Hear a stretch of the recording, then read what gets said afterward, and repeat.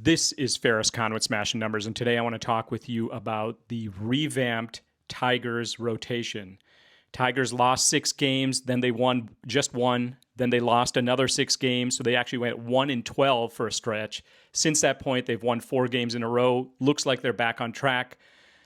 Their number one starter is clearly Skubal, but they had a major injury in Olsen, their number 2 starter, in terms of WAR per game started.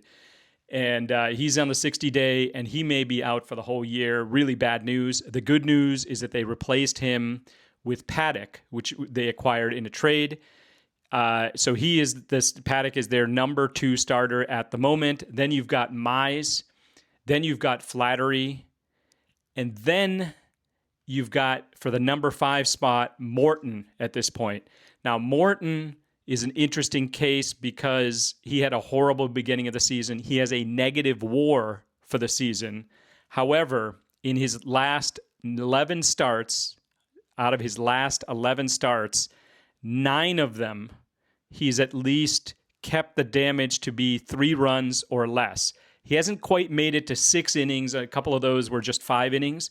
But that's probably what you want out of a number 5 starter, and potentially a starter that won't be there in the playoffs. Can he eat a reasonable number of innings, and can he keep the Tigers in most games?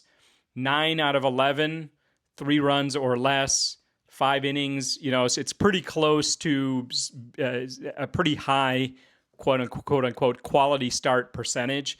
So let's hope he's back on track. Horrible start, but then after that, he did pretty well for the rest of the year.